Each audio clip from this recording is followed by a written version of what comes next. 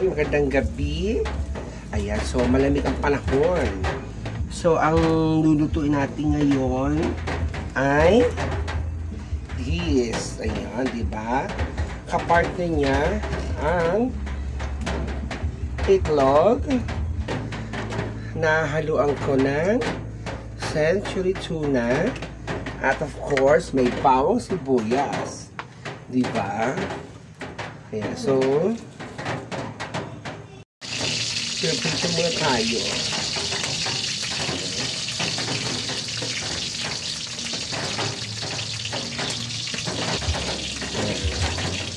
Pipito muna natin siya. Masarap ito ngayon dahil pag nag-uulan, di ba? Oh.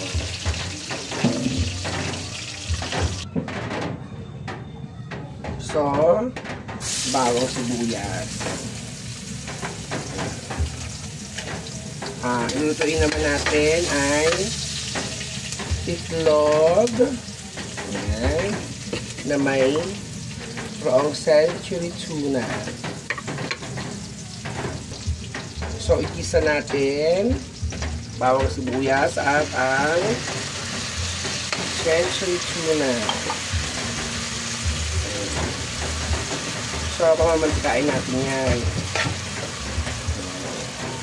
Tapos, pag medyo tos-tos na siya at parang medyo isado-isado, duduluin mo siya, ha? Pag medyo walang maisip na ulam, ayan. And then, pagkatapos niyan, nalagay naman natin yung itlog. Ayan. Dagdag lang tayo ng konting mantika para pag nilagay natin yung itlog, halu-haluin lang natin. Pag medyo tos-tos na siya, saka natin ilalagay yung itlog. Ayan.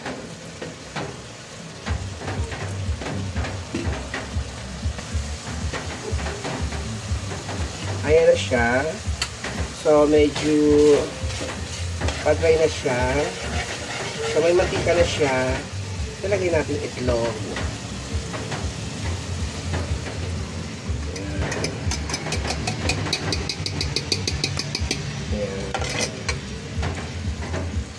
Mix well, ikot-ikot mo lang siya. Ayan.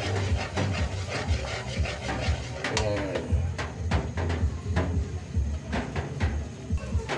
Ayan. So, makikita ninyo, mix-mix nyo lang siya.